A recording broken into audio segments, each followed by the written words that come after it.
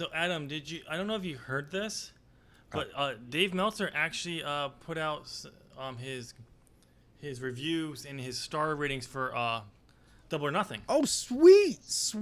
How did he rate the Stadium Stampede match? You had to bring that up, didn't you? You know, don't you? I enjoyed the match, so that's why I brought it up. I'm interested. Why did he rate it? He didn't. He says he doesn't rate cinematic matches because they're heavily edited. How dare he not rate a glorified spot fest that is an amazing matchup? It is brilliant. Oh, great. Tim's off on another rant over here. How can he not do that? I mean, it's on the level of now he's George R. R. completely Martin getting off not task. having You know what? Winds of How about we Winter just go ahead and the wrap spring this up here? And don't get me started on 5G.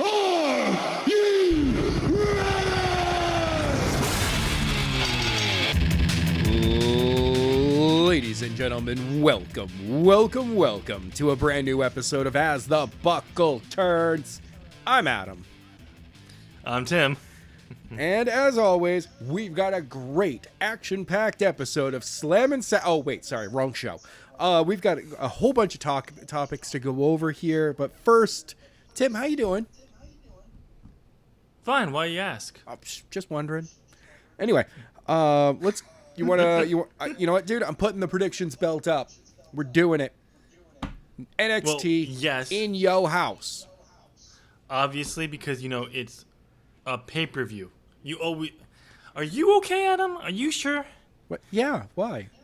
I mean, I've been losing sleep because of the equinox, but and the witches in my neighborhood again.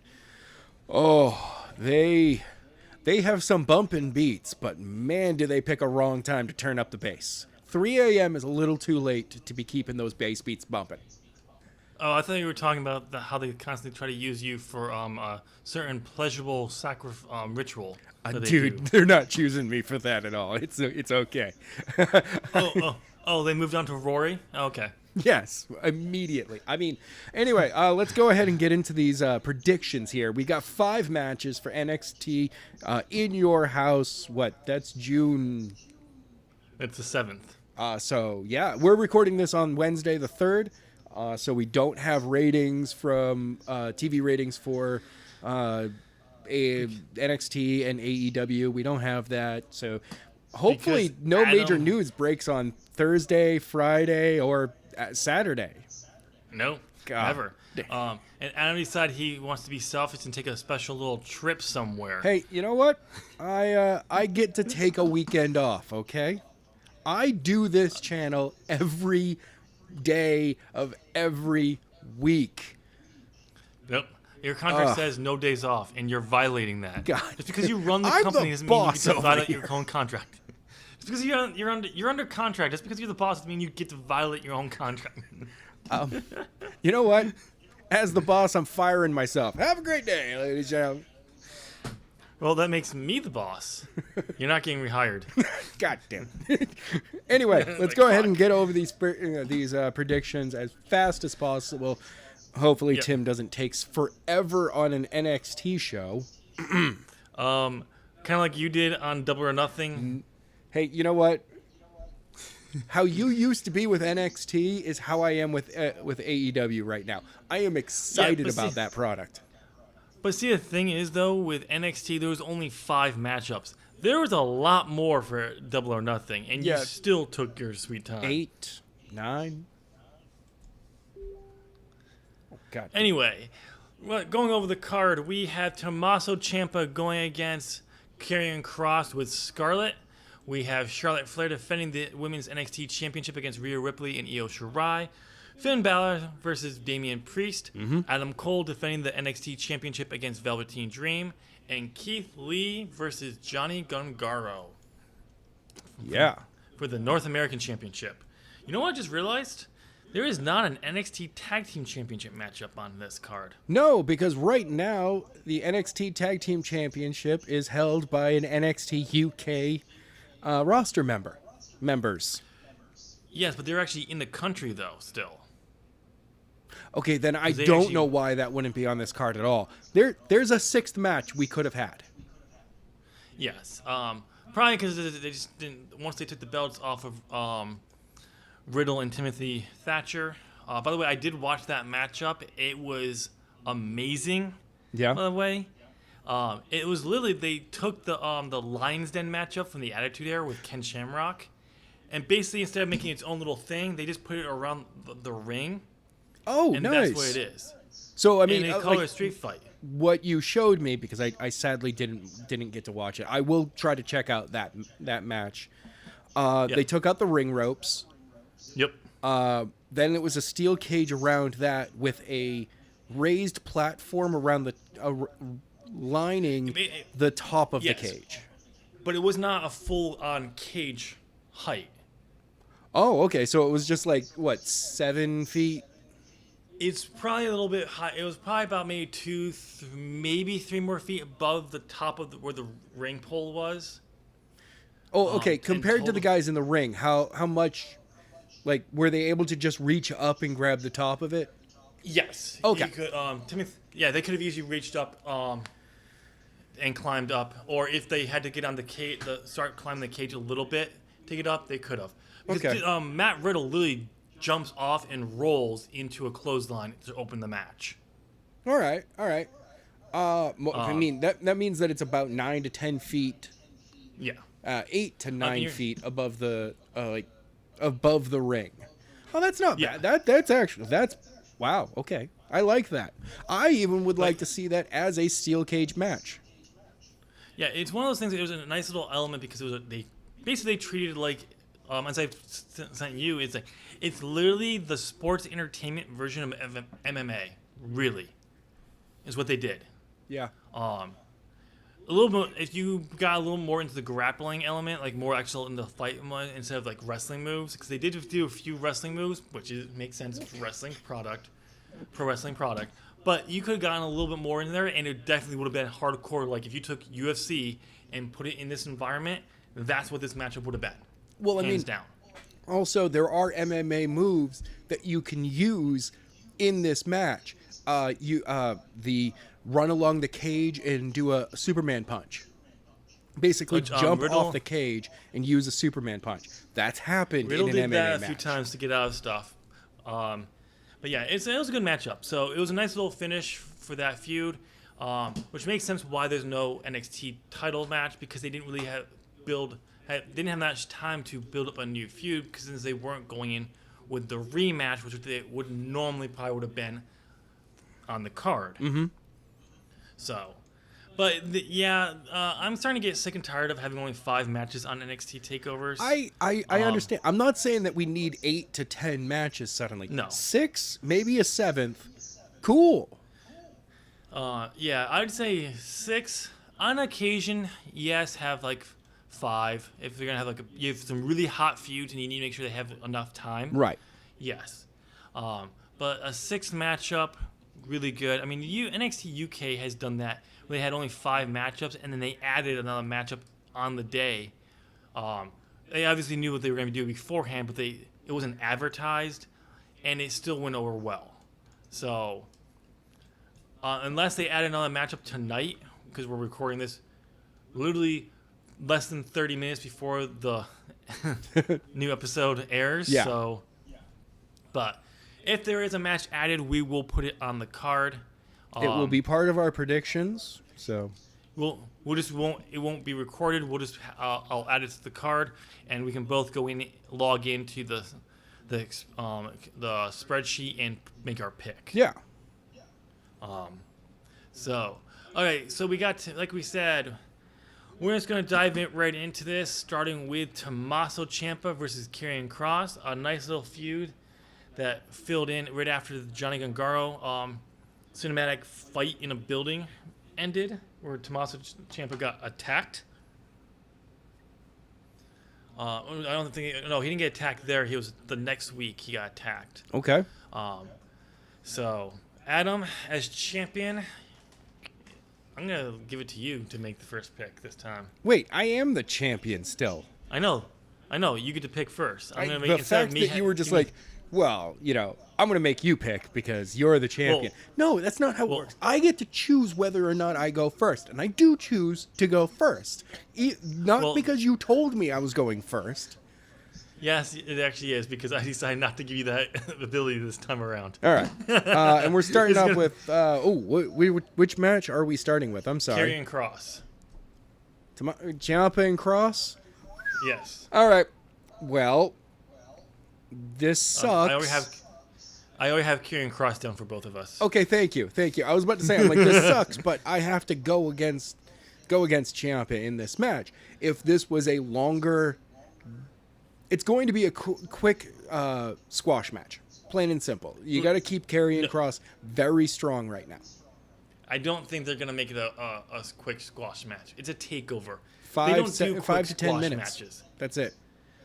I don't think it's going to be that. I think it's going to be more like 15 to 20 minutes because they don't want to bury Ciampa too much. I hope I'm wrong, but Wrestle Talk guys were saying that this match should be less than a minute, which I think would actually be great. If you want to get Karrion Kross over, a guy who comes in and just destroys the Blackheart, hell yeah, that puts him on that main event level instantly. Oh, instantly, because the next person he should destroy in a very quick moment would be Gargano. Well, you can't. He's a heel, and if Karrion Kross is going to be a heel, you can't have that. Oh, wait, this is NXT. You can do that. Yeah, exactly. And I would have him be like, no, he got rid of Ciampa. He just destroyed Gargano. Then he just goes in, and it's like Balor. Like, he just keeps moving up the next rank, just one after another, until he's standing across from Adam Cole.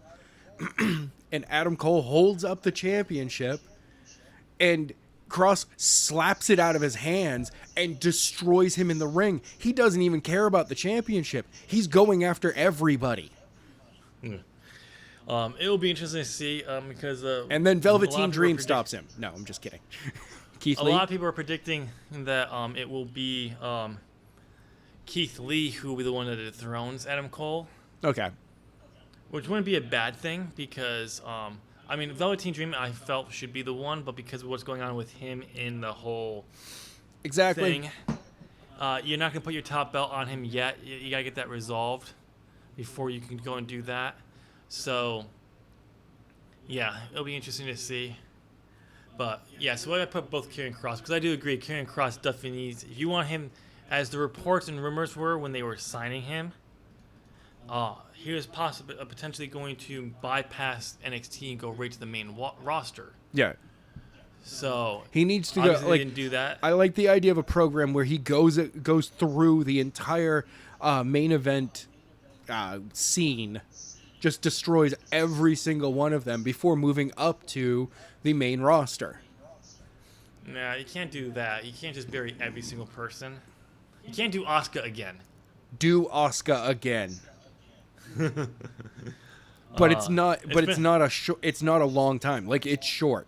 It's like every single week he destroys somebody, and you're like, what the hell? And then last promo is, there is no competition in NXT, and that's it.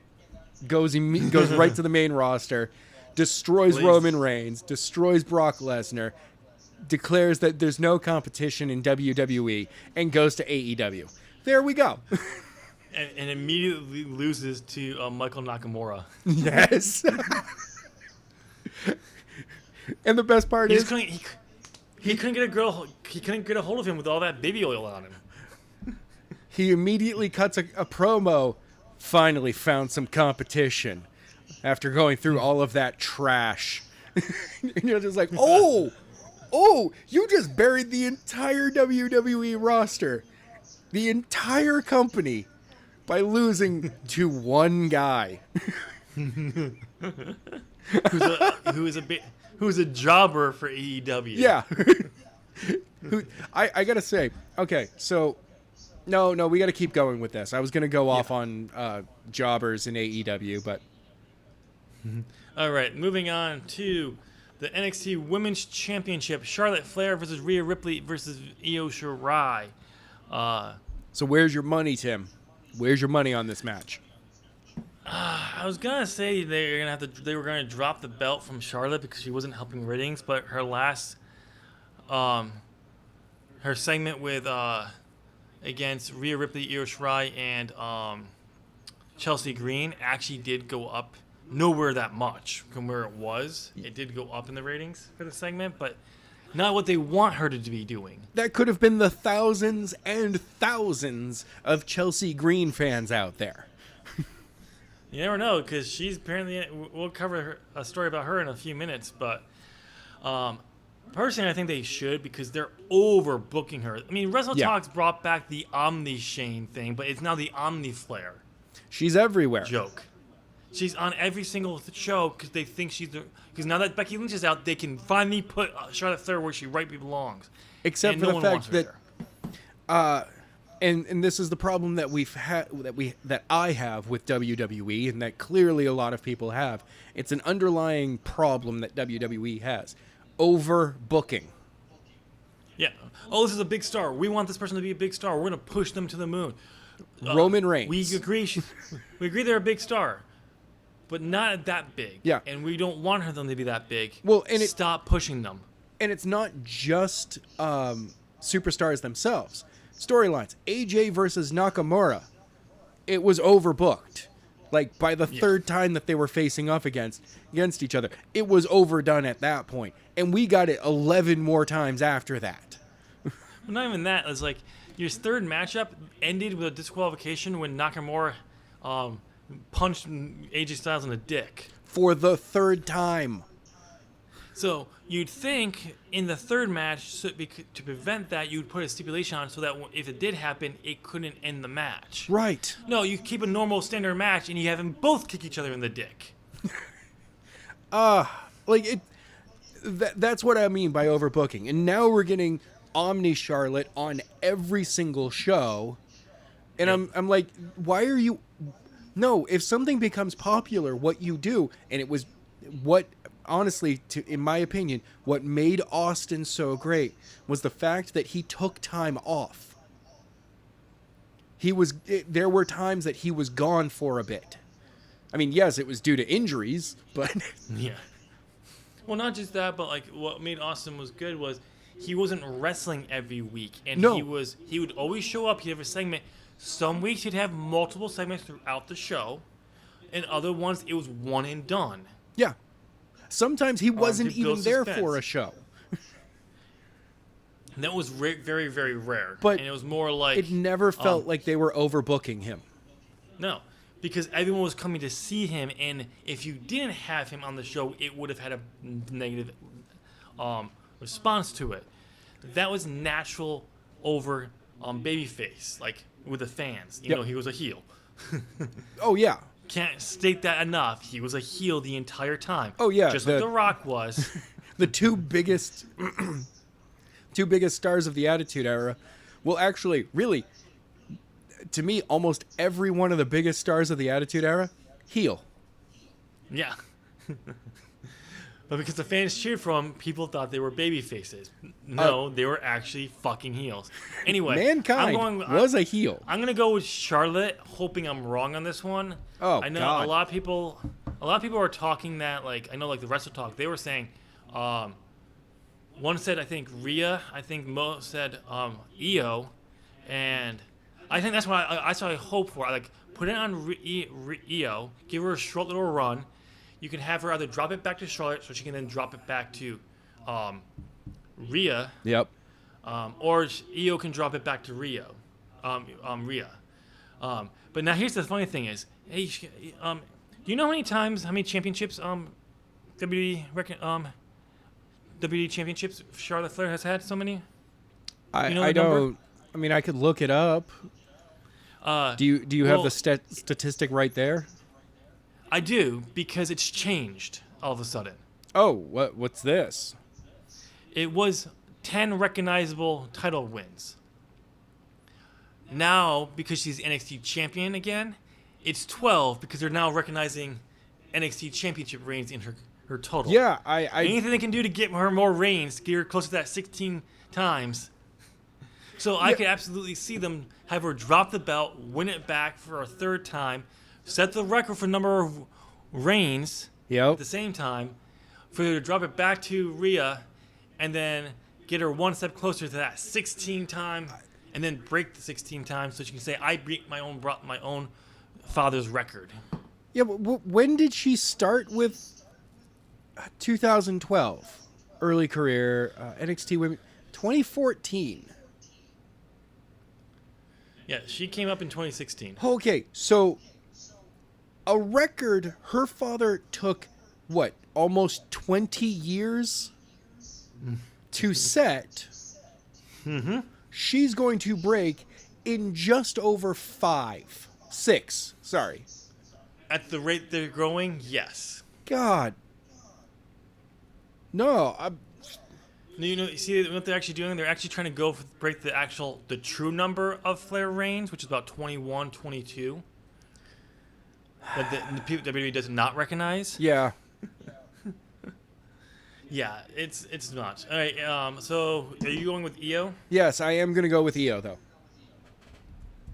Okay. I hope you're right on this. Like, I want to win that championship back, the predictions championship back, but I really hope I get this one wrong. I really do. What I see happening here is Io Shirai getting the pin on Rhea Ripley. Yes. Overall, Charlotte Flair backs out of this situation and then becomes between Io and Ripley. Ripley winning it. No. This is actually where Charlotte could swoop in and go, I didn't lose the belt, so I want a shot at the belt. Wait. You can't have the Omni Flair if you don't have her on all three brands. That's true. So Sorry. This will become an Io and Charlotte feud going forward, where Charlotte will win it back. Yep. Then Rhea will come back in and win it from Charlotte. Yes. So Okay. we'll get her. We gotta get Charlotte to 13 reigns. Oh, that's an record. easy 13 right there. Mind you, I think they're going to put the SmackDown and Raw belts on her at the time. So we had Becky 2 belts, we're going to have Charlotte 3 belts. Yep, and she can just say, like, see, she's even better than Becky. She has all 3 belts. She's got all the belts. And they're going to put the tag team belts on her without a tag team partner. No, her tag team partner is going to be Nicholas. A 10-year-old boy. Even though he's not 10 years old anymore, he's still going to be a 10-year-old boy. No. It's gonna be if Izzy was still 10, it'll be baby Superfan. It is Izzy. It's 10-year-old Izzy. They contacted they used the multiverse to bring 10-year-old Izzy to the future. Yes. The llama gave them permission to use the multiverse. It's wonderful. Okay, let's move it on to the next matchup. We have Finn Balor versus Damian Priest. This one goes to you. I'm gonna go with Finn. I don't even know how this story is going, so I don't. Well, I don't know. Damian Priest was the mystery attacker who cost Finn from being able to fight Velveteen Dream to be for the #1 contendership for the NXT Championship. Okay. So, and then he revealed himself by attacking him again, costing him a match against Trevor, the bearded guy with the weird hat that everyone hates. I don't remember his name.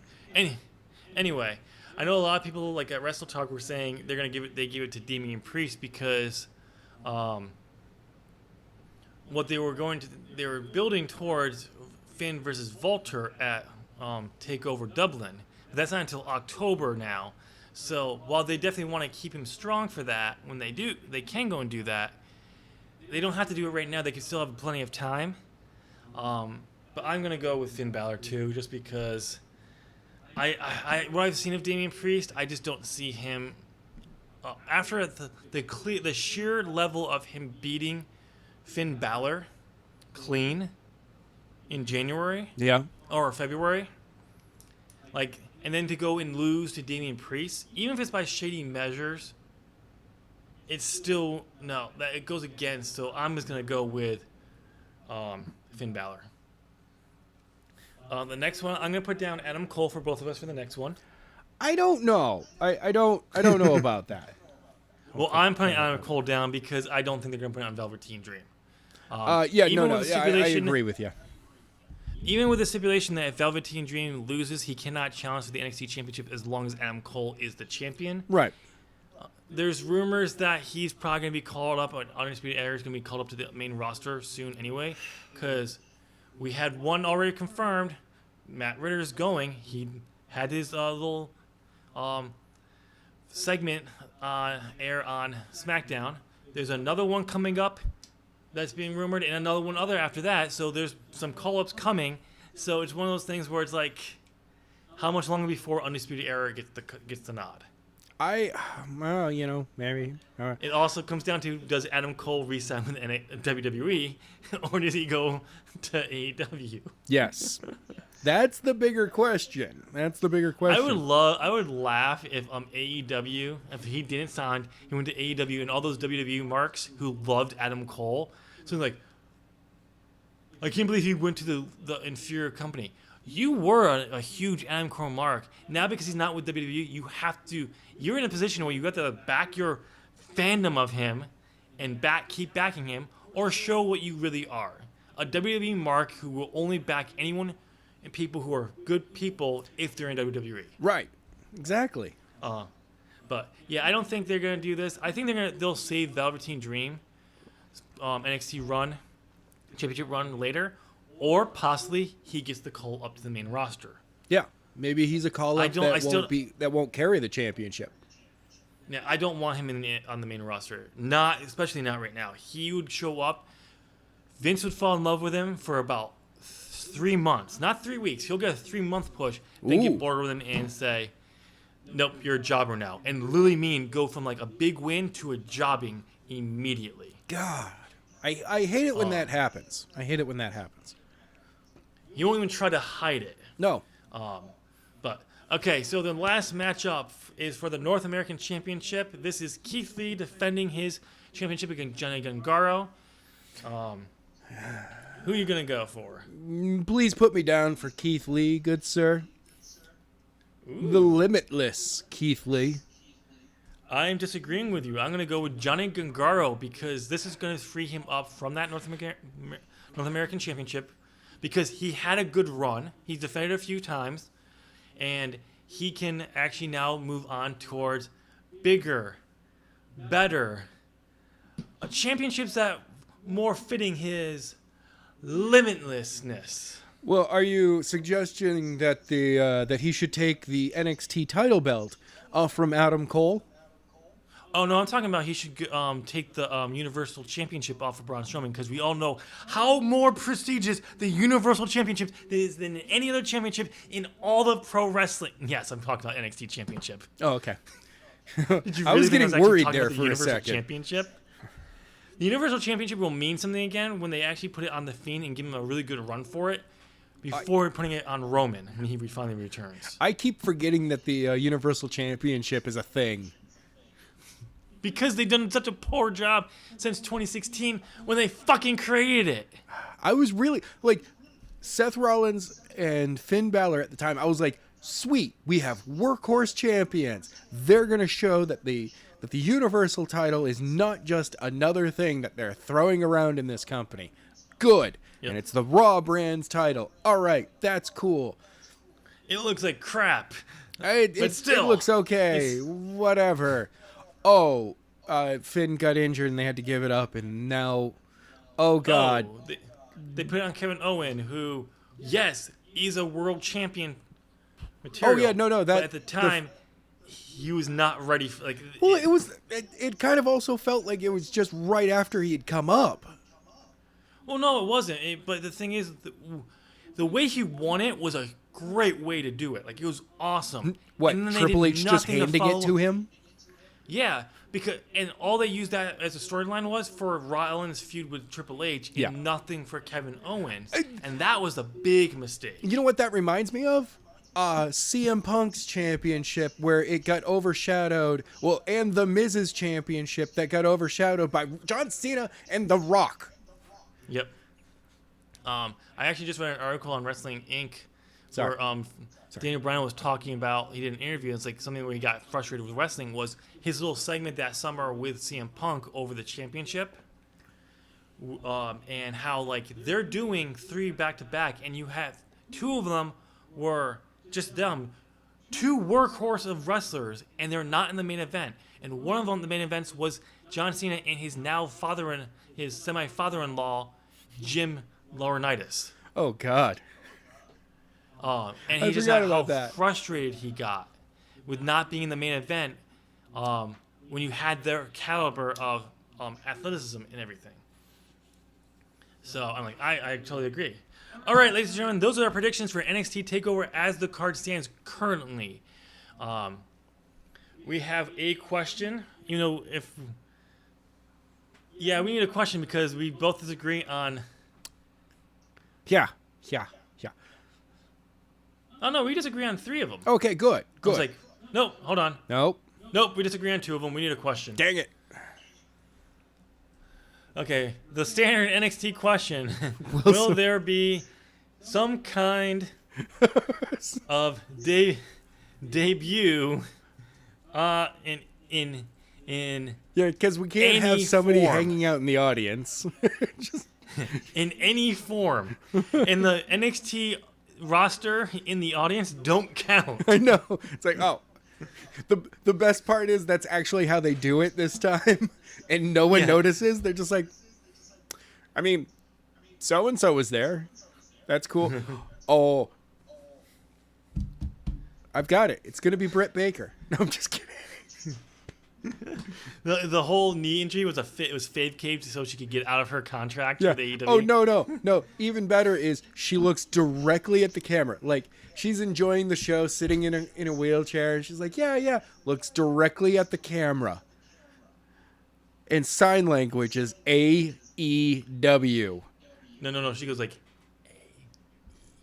AEW. Lips it. Oh, no. Even better. She does the Bret Hart finger in the air. Yeah. AEW. And I'm just like, oh! And immediately cuts away. Like, fuck. Like that night, Adam Cole loses so badly. It's like, what is she doing? What is she drawing? Like, get to the W, like, oh fuck, that's AEW. Get off it, get her off it, get it off her. It's like immediately she finishes it and just stares at the camera, and actually lips it again. And then they get off it because they couldn't figure out how to get off her for some reason. Even better is Triple H receives the phone call from Vince at that moment. He's just like, so we're firing Adam Cole tonight, aren't we? Well, we're doing the screw job? We're doing the screw job. Triple H is just like, I don't really want to do it, but we're doing it. Okay. Vince, we recorded this a few days ago. A week ago. We filmed this a week ago. And you kept it in.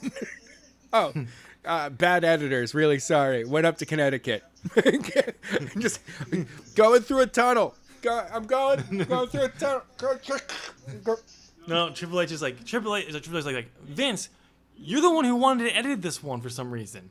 You did this yourself.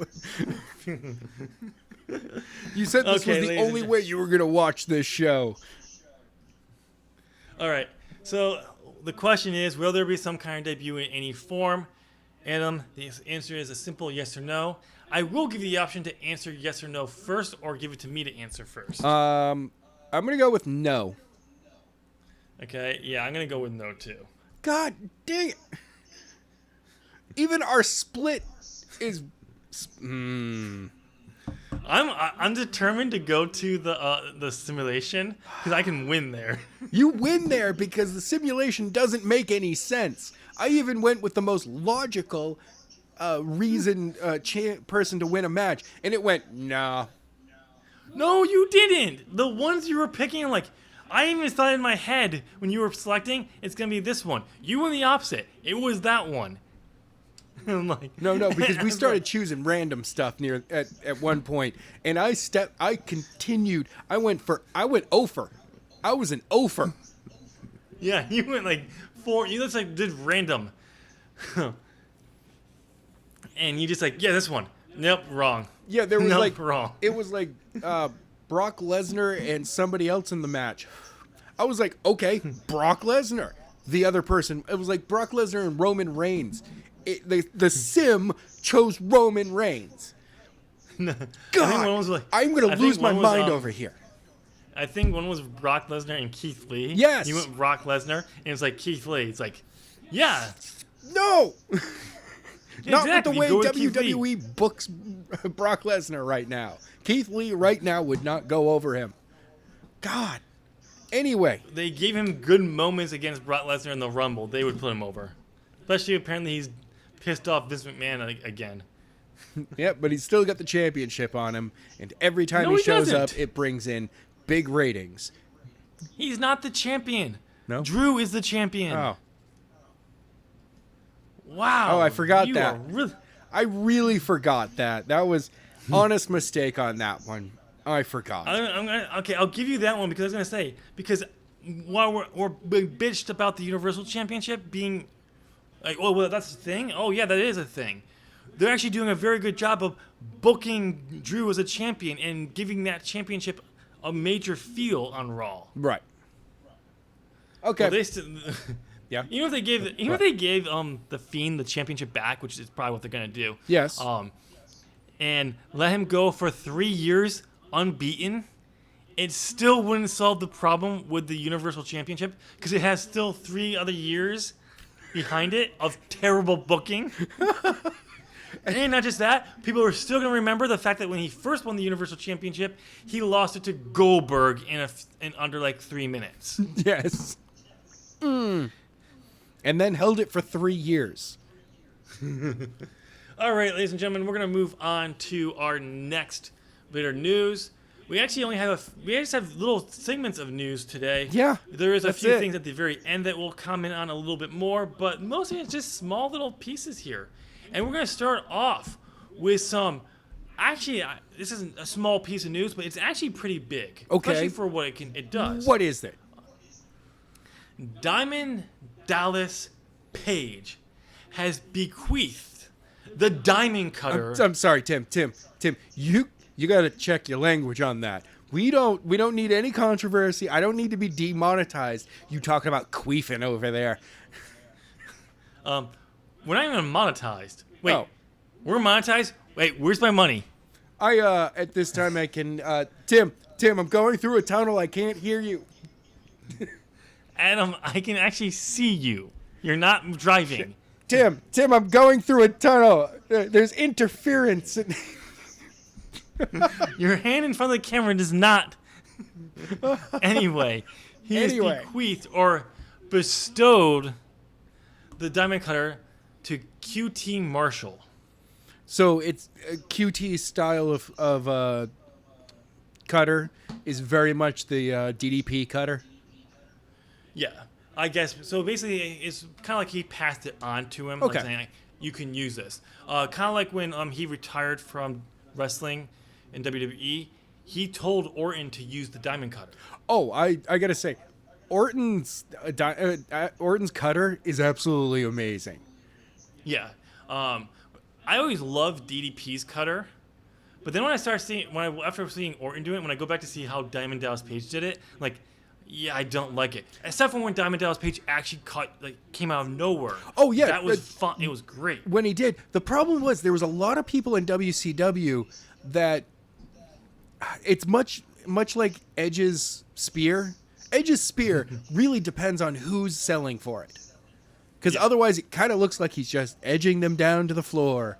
Down to the mat. Because he was doing it at bigger guys at the time. And they could fold themselves in half tall, quickly. But he wasn't as jacked or as ripped as he is right now. Oh God, yeah. And so it didn't look. But now that because there's a lot more smaller guys, it's so much. It is far more believable because they're smaller guys. They know how to sell. Yes. That move. I mean, look at AJ Styles. He literally flipped himself over and injured his shoulder because he wanted to put Edge over for his return. That's awesome. True class and sportsmanship of AJ Styles. He didn't have to do that, but out of respect for a huge star, who I'm sure because he knows he's met before, but like coming back, I'm gonna put you over big time. I'm gonna spear the shit out of me. Give me a spear. Come at me. And, I mean, they even said that there was other stuff later on in the match that he was gonna do with Edge to help put him over more. But because he got injured, he walked over to Edge, said, "I'm injured. I gotta get out. Send me out." And Edge sent him out.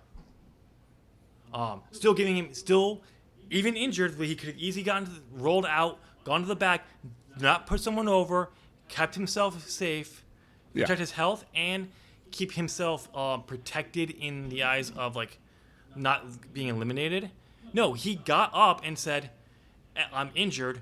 I'm putting you over. Send me out." That's and crazy. He went out, which just shows you the sportsmanship of AJ Styles. But anyway, this was a cool little move.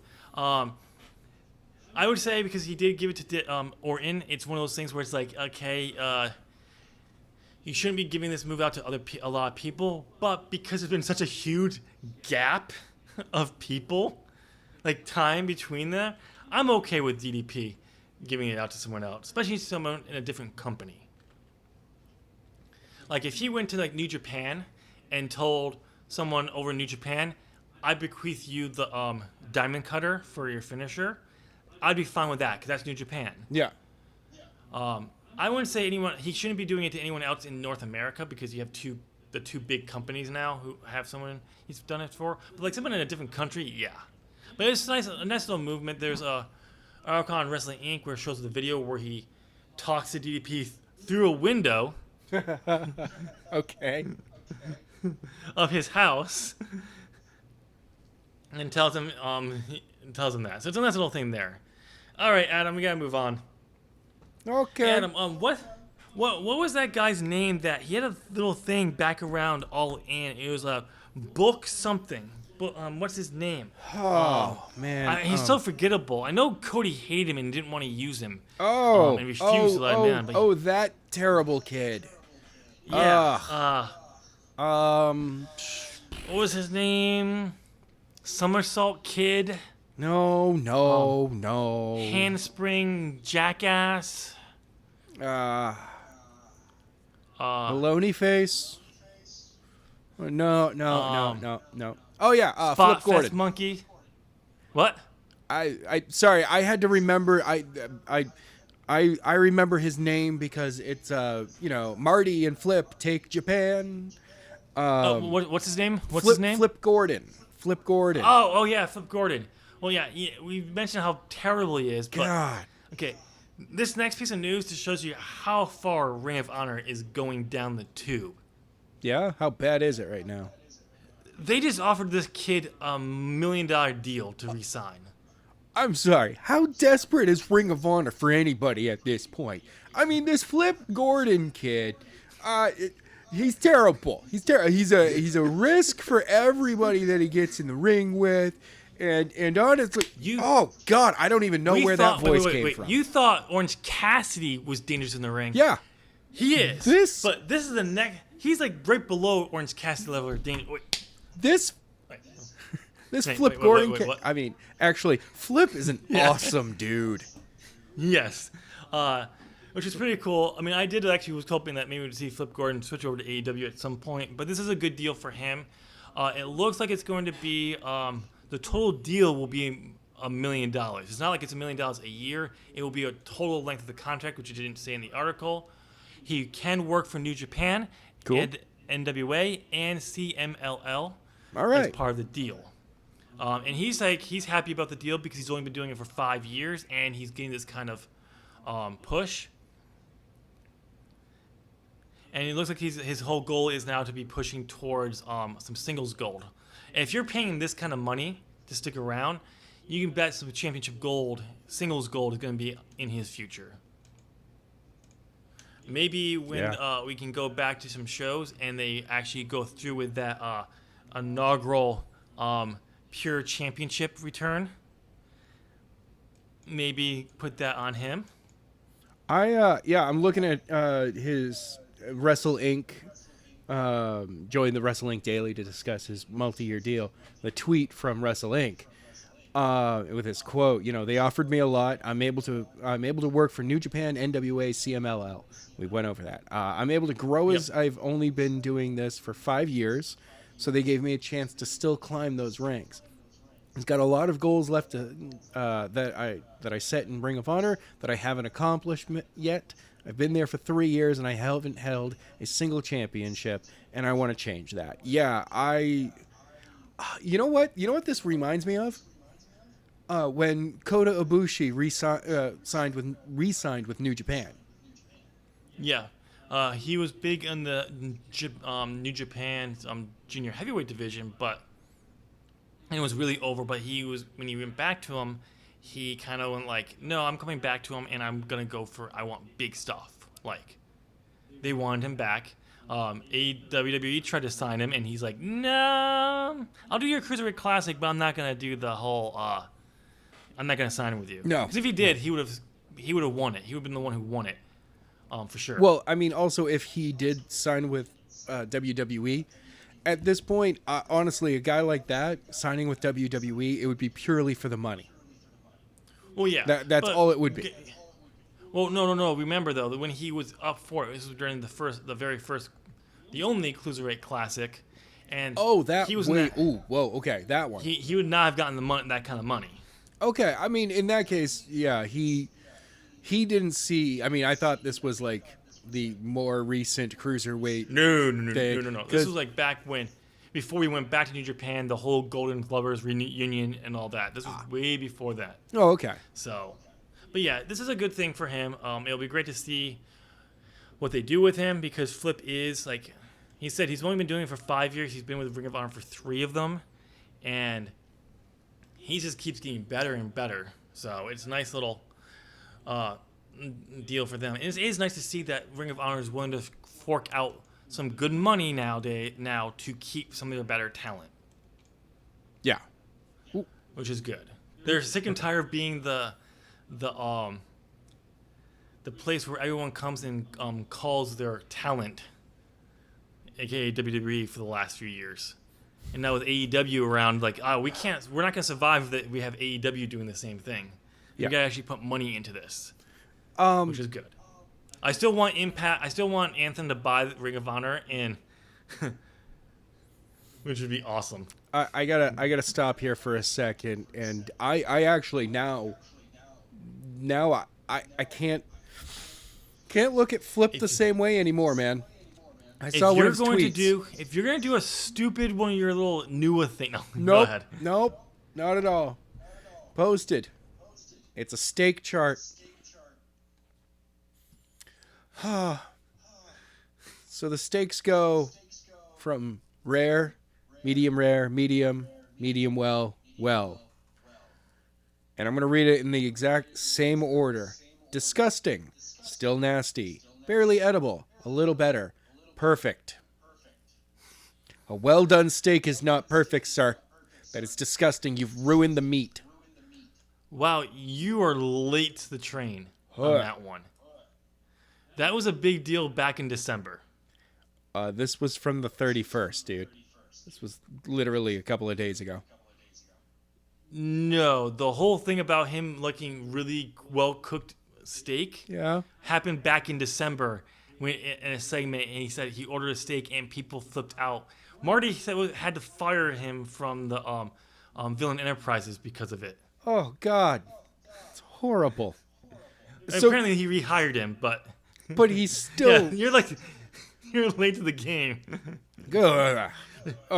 Chris Van Dyke actually brought that up on an interview soon after that. He's like, this is how I always ate steak, he said. Oh. I like some of the responses. Just like, Flip, and it's just, Flip, we need to talk, and it's just a picture of an intervention from How I Met Your Mother. Another person's just like, Flip, why you gotta be weird? Yes. Okay, so we're going to move on to some laughable news.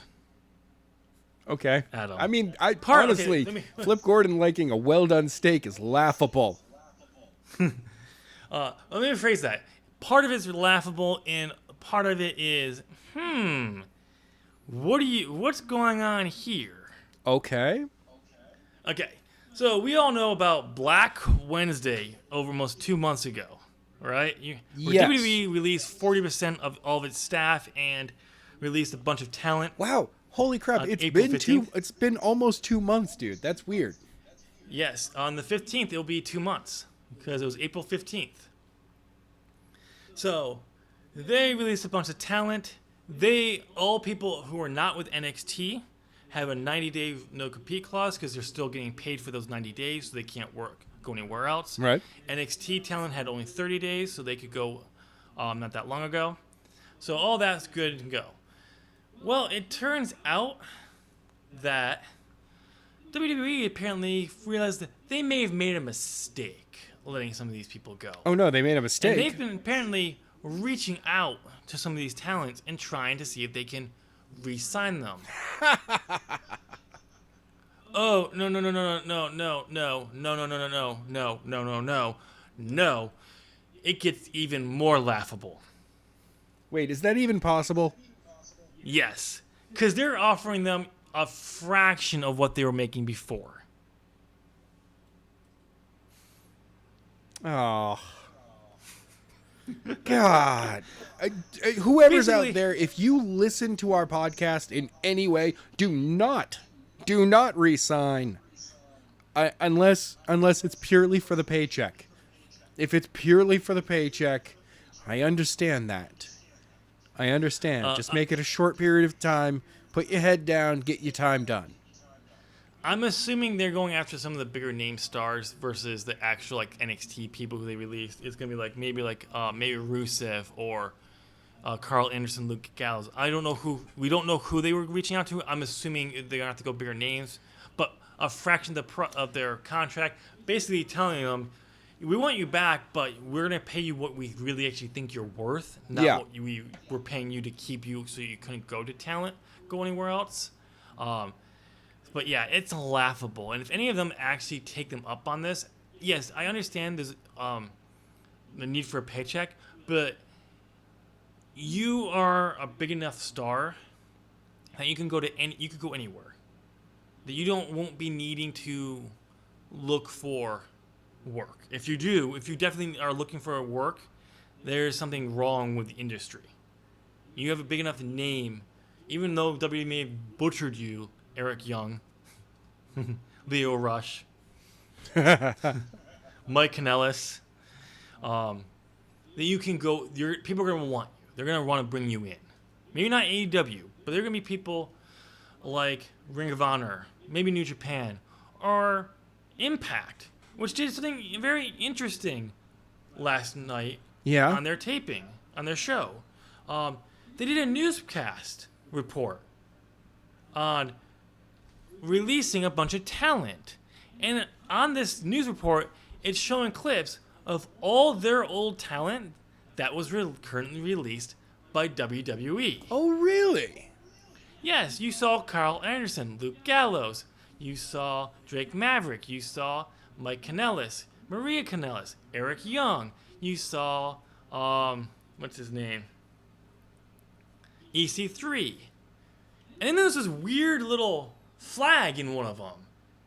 If I'm not mistaken, it was a Bulgarian flag. Wait, did they just sign all of those guys? If so, Impact, if you were able to sign everyone, holy crap. I'm just going to lean back for a second. Okay, so they didn't say they were signing any of them. They were it's kind of like they were hyping them up for Slammiversary, which takes place on July 17th. 2 days after all those people's non-compete clause goes away, it ends, and they can work. Huh. Oh. There was also a rumor possibly of Zack Ryder going there too. That apparently was hinted at. Ooh. But I will say this: if they bring even a fraction of those people in, and like they bring back like EC3, Carl Anderson, Luke Gallows, Zack Ryder, and Eric Young. They brought them in, used them as a faction. Yeah. Maybe keep Zack Ryder off his own thing, but bring the other people in as a faction, because you have Moose on there who hates TNA. He ran through a bunch of old TNA talent. Now has proclaimed himself the TNA World Champion. Most of those guys, except for Carl Anderson and Luke Gallows, were former world champions. Except for, hold on, I gotta do it this way. Hold on. Okay. Drake Maverick. The spin around. That's awesome. Thank you. Yes. But yeah, he was still a multi-time X Division champion. I think he was a tag team champion. But you could bring those guys in and go like, whoa. You're going to bash TNA? And it'd be a great you could use them as a stable. Who knows? It's only what they've showed. We don't have any confirmation, but it would be interesting to see if they do bring them in. I know a lot of people are saying that Zack Ryder or Matt Condora is bound for AEW. I kind of hope he doesn't. As much as I do want to see him end up there, I'd like to see him do a stint somewhere else to build his name back up before going over there. Yeah. That way it's easier when people will still say, oh, look, another former WWE guy showed up. No, it's a former WWE guy who went out and showed what he can do and how over he can get, and then comes to AEW. Yeah.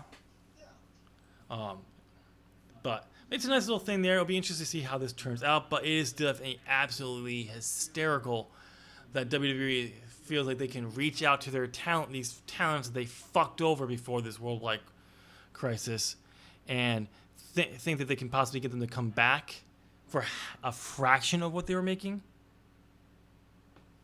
If any of them take them up and they're a bigger name, I would lost respect for them, because that's just sad. Even if WWE is still your end goal and you want to be in WWE, I'm sorry. The fact that you're willing to take a fraction of a price just shows you that you don't have any confidence in yourself. Or you just want a payday and not do anything, or job out, which is sad. All right, Adam, we got to talk about call-ups. Oh, God, why? I mean, Because seriously, WWE why? They need a lot more talent, apparently. No, we don't. We have a gluttony of talent on the main roster as it is. And we don't need more call-ups just to be like, hey, we need something exciting up here. It's like, well, actually create something exciting. Don't try to throw people who already have, that are over with the crowd into roles that did not fit them. Well, we'll see. But we already know Matt Riddle's coming up, which is good. The next call-up, which is almost pretty much confirmed at this point by multiple sources, is Dominik Dijakovic. He'll be going to the Raw brand. And the rumor is that the push they want to give him is very similar to the Braun Strowman push. Which would be interesting, which I'm okay with. But if he gets over with the fans, don't wait 3 years after he's cooled down to put the world title on him. And Adam's just staring at the screen. And he can still hear me because no. I'm sorry. Suddenly read something and I'm not able to talk about it. All right, moving on. All right. We have one more call up. Oh, yeah. Sorry, Dominik. Outside of Dominik, we have another one who's apparently coming up. That is Chelsea Green. Zack Ryder's girlfriend, actually fiance. Oh, really? Yes. She's apparently considered to be calling up to Raw, I think is the idea. And which would make sense because she just quit Roger Stone's brand gimmick thing last week after a win tagging with Charlotte Flair. The idea was apparently to give her some momentum so when they bring her up to the main roster, she has some momentum. She's kind of technically debuted for Raw in a losing effort to Charlotte Flair. Okay. But this would be an actual official call-up and actually want to use her. Who knows? Only time will tell. If they do bring her up, I hope they will be using her smart. Don't have her walk down the ramp for 6 months before you actually give her a fucking match, Vince. Yes. But yeah, it'll be interesting to see if going forward. All right, let's move on to the next one. So Adam, you know how WWE is copying AEW and having fans in the fans in air quotes. I'm sorry. They've been doing what? Putting fans? No, they've been putting the enhancement talent in the audience. No. They've been putting actual fans in the audience in there. You know, giant like fans with that blow air. That's all that there is. They're social distancing these fans to make sure that the fans can't get coronavirus, even though they're not alive because they're No. That's like the first thing you said. I was like, oh, I gotta go with this. I have to go with that. But yes, no, they've been using NXT talent on Raw and SmackDown in the crowd. Tommaso Ciampa famously has said that's a bad idea. Developmental people from the Performance Center, yes, you should use those. But if you put NXT talent in, it doesn't elevate NXT. It limits them, saying that they're not actually stars. It should be like there should be a limited. Honestly, you know what? That all of the Performance Center trainees, as you know, on Monday, you know, bring them in for 3 hours. On Friday, bring them in for 2 hours. SmackDown's two still. But they're bulk recording some stuff. Like they're recording about 2 weeks of taping. Every 2 weeks or something like that. So it's like 6 hours. Longer. To give you an example, when they recorded last Monday, they came in. They had to show up at Full Sail, like at 10. Yeah. So they could get their temperature read before they were then bused to the NXT to the Performance Center, where they then didn't get back to the back to Full Sail until like midnight from the recordings. But here's the thing. Well, I'm going to say this. Tommaso Ciampa is absolutely right. Putting your NXT stars in the crowd to be on the fans is actually damaging. But apparently, it's exactly what it does. They actually believe that they're not stars because we got a further report of what was going on during these recordings. Yeah. According to people, when they were recording on Monday, not this past Monday, but the week before, they had a report to Full Sail at 10 a.m., get their temperature checks, and bus to the Performance Center, which they didn't get there until about, I think, closer to noon. They recorded 205 Live in main event, and by the time they started to record for Raw, they were showing somewhat sluggish around 2 p.m. And someone on the higher up got on the house PA system and instructed them to be more enthusiastic. I'm sorry. Basically what? Oh no! It gets better. Describing it as a parent talking down to a child. There's no confirmed who this person was, but that's apparently what it was. This Friday SmackDown should be lively as the taping was, but it gets even worse than that. So WWE is just taping things now. Yes. Okay. Yes, because the backlash after going live, like, yeah. No, see, the problem was, you know, you can go live. It gets worse. Yeah, but yeah, it gets worse because that was just like one of the days of taping. Then you get to the when they actually pre-recorded the Velveteen Dream and Adam Cole matchup for TakeOver, which was in the back of Full Sail, with cars with the lights on, and all that. They had to show up around like 5 or something like that, I believe. Okay, that doesn't sound that bad.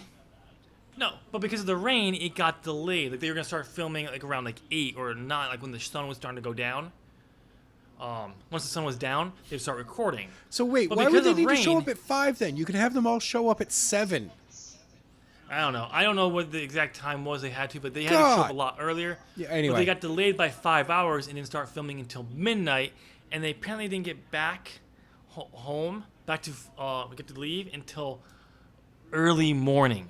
Like Ugh. they were exhausted. It was tiring, but it gets even better. I'm sorry, there's an even better? Yes. I kind of feel that you're trying to do an infomercial, and every once in a while you're needing to stop and go, but wait, there's more.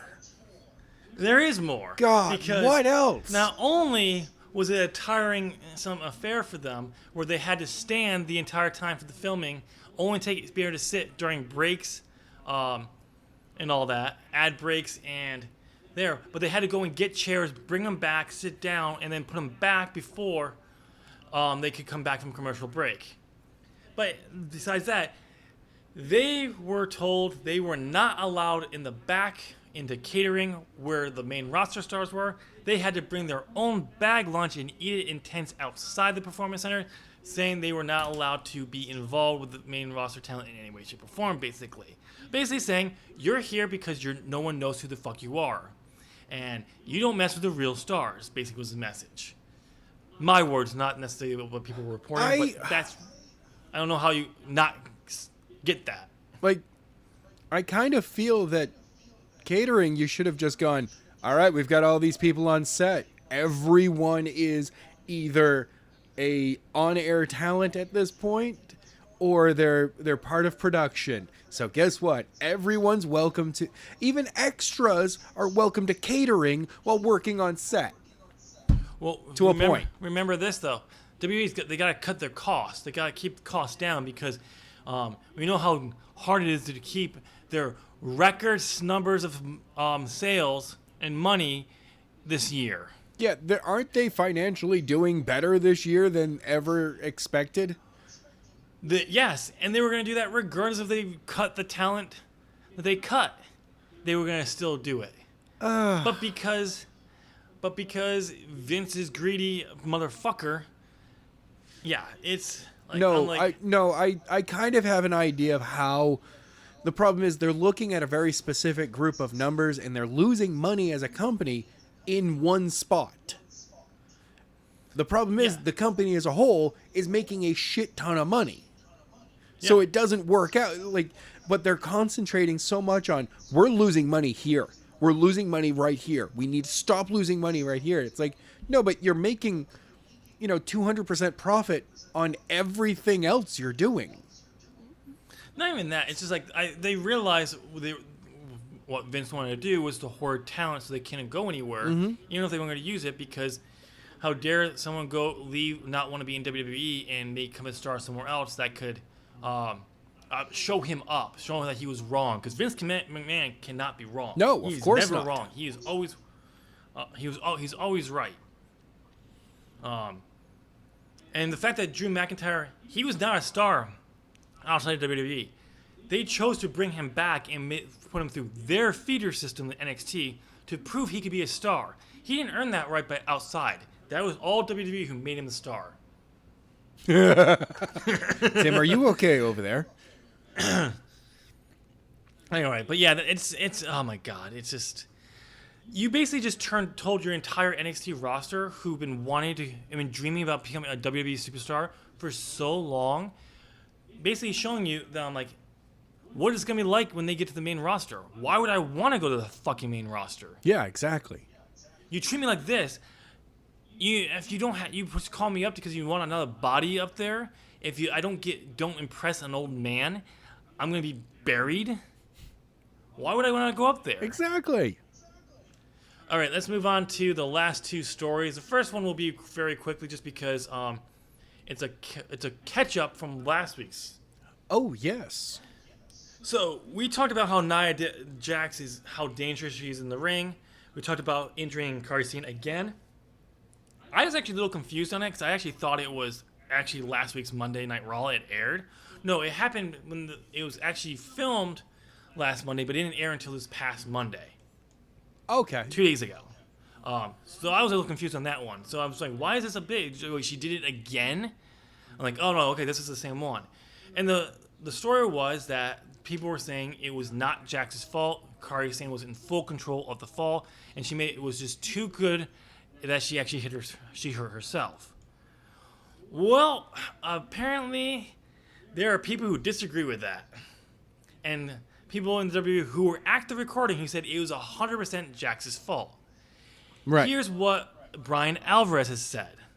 And he read this from a tweet, a text he got from someone who was there. This was 1,000% Nia's fault. She needs to be fucking fired. She's dangerous. Fire her before she cripples or kills somebody. Just to be clear, that was not Brian Alvarez pushing for her to be for that. This was the person who tweeted him. Oh, okay. Not tweeted him, texted him, who was there.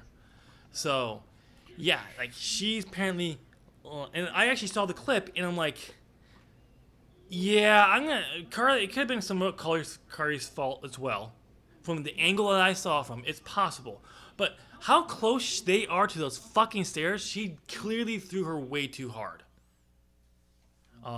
Even Dave Meltzer, who was the one who said that, had source who was saying it was not Nia's fault at all, agreed from the clip she threw her way too hard at the distance they are to that the stairs. Now I do actually got some news over the week from other like channels on YouTube who've actually been reporting on this. Apparently, Vince McMahon is furious with Nia Jax. Now I gotta take this as a rumor, but apparently she has been told that outside of her feud with Asuka, she will not get any more women's championship shots until she's got to go back to the performance center to practice on it. And if she does not make a difference in being a safer worker, or she injures anyone else in the process, they're going to be done with her. Oh yeah. Apparently. This is apparently coming from Vince McMahon. Like, he's furious with her because every time she injures someone, they talk to her. It wasn't like they just threw her under the rug and said, they didn't do anything about it. No, they talked to her, and she still hasn't changed up her style. Basically, I'm going to make an analogy here. Because before she went to the performance center, she was not an indie star. She was not an indie wrestler. She was a model. And we've seen what happens when models who come in to learn pro wrestling. Not some of them do very, very well. Trish Stratus. Yes. That's also because she went out of her way to learn as much about wrestling as she possibly could. Yeah, when she started to actually wrestle, she decided to go out and learn as much as she possibly could. Right. And you can see some of her older stuff. She was terrible in the ring. Oh God, yeah. But by the time she retired, against Lita, holy crap, she was one of the best stars at that time. But it's just like I'm going to compare Nia to Bella. Ooh. The only difference is, instead of injuring herself like she was doing the last time they came up, she's just injuring everyone else. Okay, fair enough. And I don't want people to think that we're bashing Nia and like we hate Nia. No. I'm done with her as a star because I just don't see it's. She's been done this enough. She should care enough to want to make those changes, and she hasn't. Or if maybe she has, but she's not capable of getting to that level, then she needs to walk away. Right. I also want to make sure that people know that don't go and bully her. No. Because of this. No. Yes. People could obviously say that the stuff that we've been saying is bullying.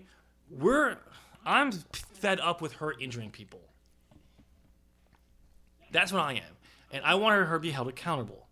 I don't think it is her fault to a point, but not to the point where we go and harass her, cyberbully her on the internet. We've seen what that happens to people just a week or two ago.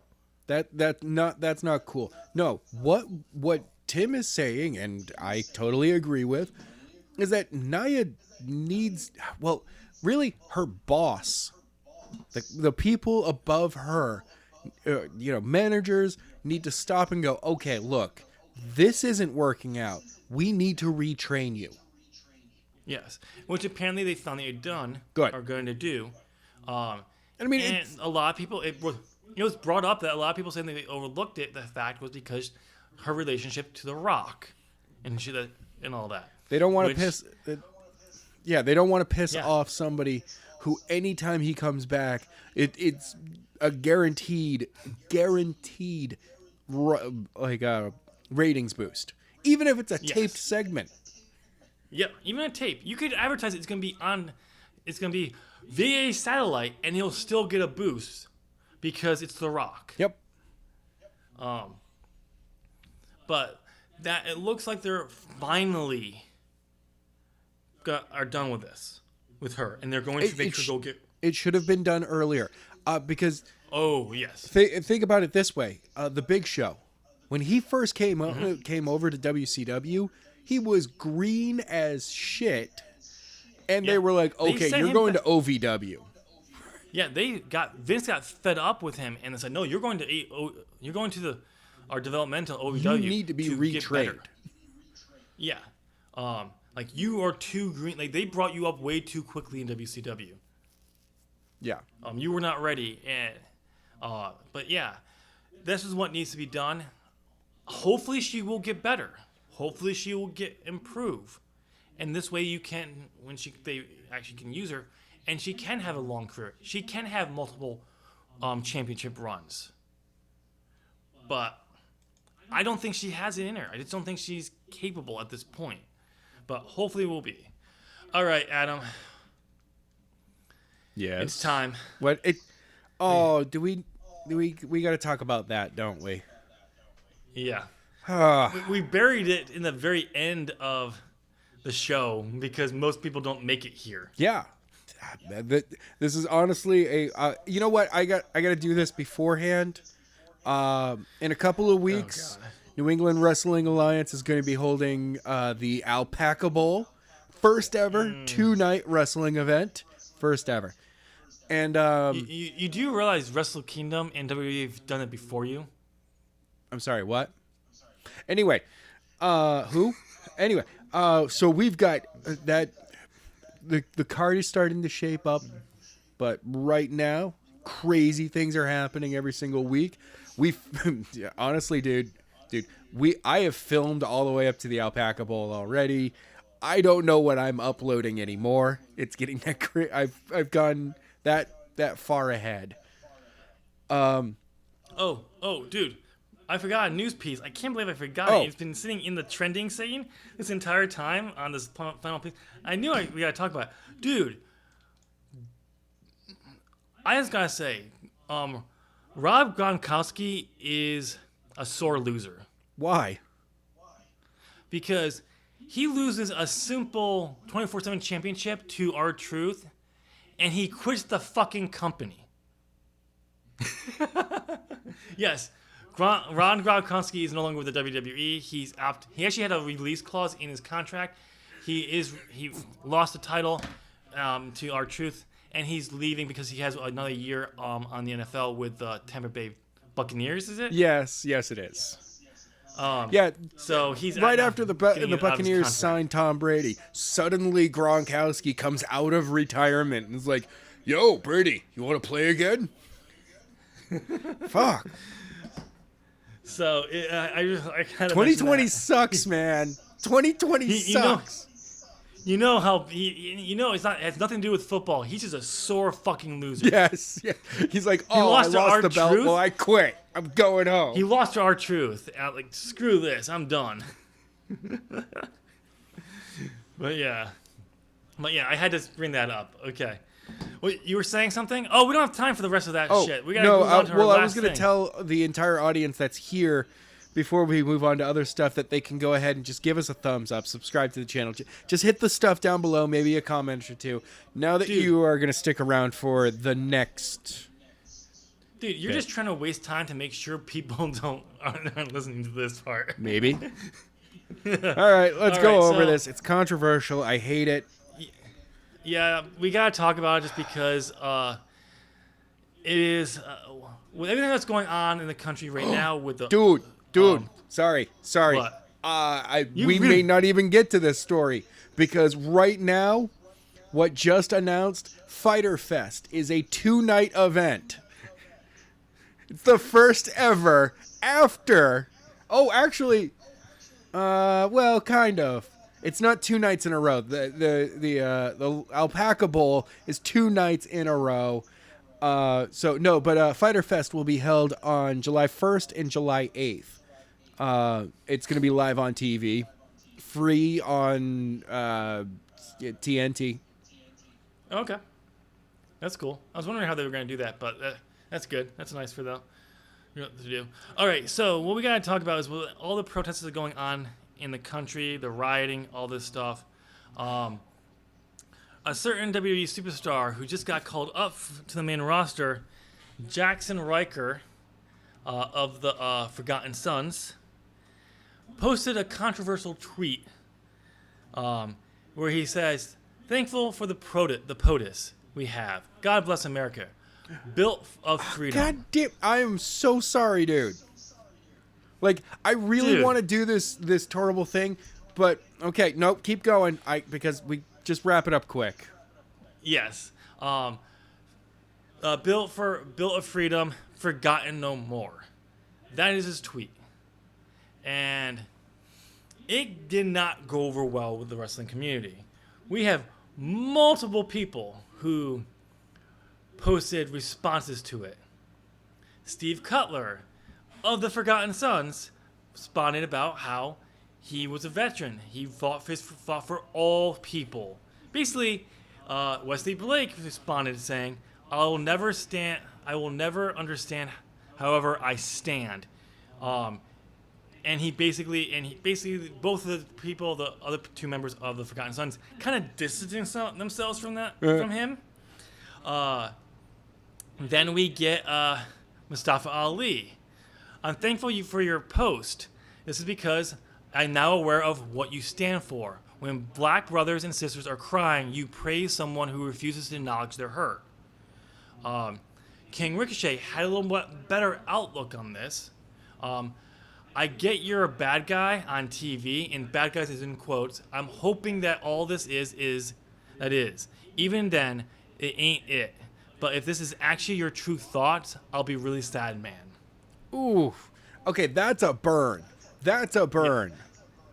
I don't have Dave Bautista's full on his response. He had two, and it was like it was long. It was devastating. It was Dave is also blunt. So I'm surprised it wasn't like a, fuck you. Instead, like Seth Rogen. He went like he devastated that. Hangman Page responds to someone else's post of Adam Page saying, "I need you to quietly shut the fuck up." Meme. Adam Page responded to that saying, politely. Yes. Politely, I'm going to need you to shut the fuck up. There were a few others I'm not going to go into, but the one I really want to talk about is Kevin Owens, because regardless of where you stand on it, if you do support the president or if you don't support the president, it's your right, it's your freedom. It is Jackson Riker's right, his freedom, and that's what I want to bring up Kevin Owens, because he literally puts it perfectly. And this is what he wrote: "The freedom you speak of entitles you to speak your mind all you want. I'm not here to argue that. I just really need you to tell you that I think you're pushing your shitty wrestling catchphrase as all of this is happening is absolutely fucking pathetic." That is awesome. That is much like Ricochet's, "Hey, I know you're a bad guy, but getting heat this way is the worst way to do it." Yeah. Well, Ricochet was, from what I've gathered, Ricochet actually is hoping this was all that was. Yeah, but Kevin Owens is going, no, I'm going to be the asshole, but I'm going to say kind of the same thing, but I'm going to be an asshole to you about it. Yeah, and it's true. Like, I'm not going to argue. I disagree with the stance on the president, on what everything that's been going on, but I'm not going to argue that he has the freedom to support this. It shows me something about him that I'm not okay with, and the fact that he put his own catchphrase in there, just had to tell me if this was all about trying to get heat. This is not the heat you want No. in wrestling. This is the fuck you. We don't want anything to do with you. We're gonna bury you to the point where you won't have a career type heat, which you do not. If you want a career, you do not want. And if it's how if he truly does believe this, I question you as a human being. And here's the thing: things don't get any better for him because a tweet was recovered from the past where. Yeah. Yeah, I'm just gonna read it. And Oh, really? You gotta read it? Yeah. Okay. Pretty touchy subject, but all this Black Lives Matter garbage baffles me. I challenge anyone of any color or race to go watch 12 Years a Slave, the movie, and realize how good you actually have it. Learn heritage. Christ, Gandhi, and Buddha, they all taught love and caring for others. This is getting out of hand. I pray for this nation daily. Oof. I'm not even going to give like a pinch and a sigh. That's an oof. Just an oof. Yeah. The fact that he's going to say, oh, you have it better because you're no longer a slave, you no longer, this isn't happening. That is horrible. Shows me he doesn't get it. He doesn't get what's going on. No. It's not okay even if it's a good thing that that's not happening anymore. So, yeah, he's right on that part. It's good that's not there. But the fact that it's still not like what other people in this country, people of white stature like yes, Tim. myself. Tim, yes, keep talking, Tim. Try not to bury yourself. I'm a white man. I'm white. You are too. I am very white. Yes. It's not the same. Is the thing he doesn't get. That's all I'm gonna say on it. Yeah. But if you agree with him on this, I question you. That's all I'm gonna say. Yes. That's exactly. Oh. Anyway. Yeah. That's terrible and all. That's all I'm gonna say about this. I got more news now. What's Good that? news now. Not Thank only God. do we have Fyter Fest, I'm going to get back to Fyter Fest because it's stuff about AEW and I freaking love it. We got Fyter Fest July 1st and July 8th. It's a 2 nights. It starts at 10 p.m. Interesting. So Dynamite is technically going to be the lead-in. Oh. So that goes at 8 Interesting. o'clock. This comes on at 10. And we're getting Brian Cage versus Moxley for the AEW Championship. I already knew that. Tony Khan mentioned that soon after he Double or Nothing, but we didn't know when Fyter Fest was going to be taking place. Oh, okay. Then never mind. So, but it's a good thing. Like, I mean, I'm glad. It will be interesting to see if they put the belt. I mean, I kind of want them to because it'd be interesting, but at the same time, he just came in, and while the independent fans know what he's capable of, AEW fans may not know. So putting the belt on him right away, it'll be interesting to see. They want to get some heat on him, make it go to a stoppage, where Dean wants to keep fighting, but they just won't let him. I mean, my bad, Dean. What am I talking about? WWE here? Moxley. Yes. But anyway, go ahead. You clearly have something else to say. No, I'm not seeing anything else right now. QT, sorry, Colt Cabana and Jericho. They're facing off on AEW Dynamite, and someone just posted. They were just like, "Yeah, is this the first time the two of them have ever met?" And I don't know. I wouldn't be surprised if they actually came up, had something on maybe independent scene before. I don't know. I don't know. Yeah. Oh, by the way, there's an interesting rumor going around that apparently Vince wants to put Edge in a big main event spot to eventually put the belt on him before dropping the belt to a new up-and-comer next year. Okay. Put the championship belt on another part-timer. Yeah. And I love Edge, and I'm glad that they still see him as someone they could possibly put the belt on still after everything. He's a fucking part-timer. No. You don't just go from Brock Lesnar to Edge now. No. Part-timers. Stop it. It's nothing against Edge. Okay, no. I would have no problem if this was the fate of the Universal title going forward. That it was actually kind of the Legends title. That would be interesting. But see, here's the thing, though. I would be okay with if they said, we're going to put the belt on Edge, but he's going to work every Monday.